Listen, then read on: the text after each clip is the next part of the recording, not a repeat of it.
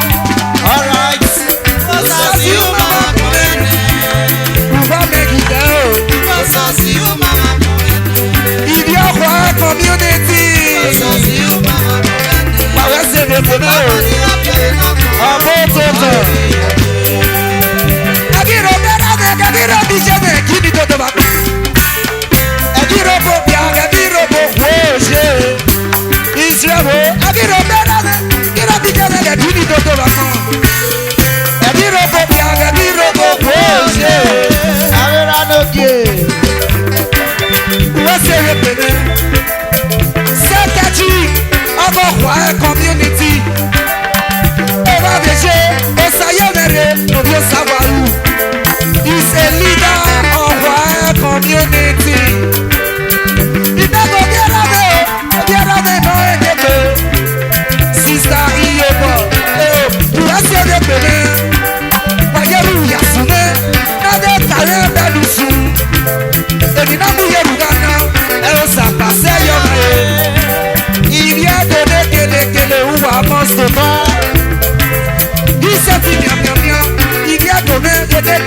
lele. Osayemere is a leader of our community. Osayemere is a leader. Ragna money. Who was say education never know here. Ragna money. Criticism to the world. Ragna money. Who was say Ragna money. Who was say criticism to the world. Badogemo no so lawaku. Badogemo no so lawaku. Emena aremu ibani abale weleku. Osabi akomane na ve tale benusu. Emina bu Yoruba na e sa pase yo na e. Emina bu Yoruba na e sa pase yo na e.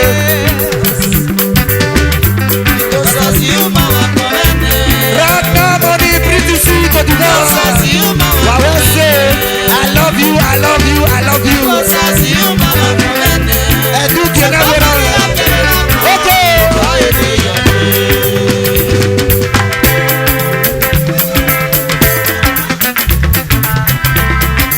Ragna money.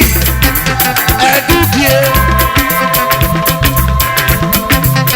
Allah wogo na rule sebe. Is a leader of our community. Osayemere. Ubedano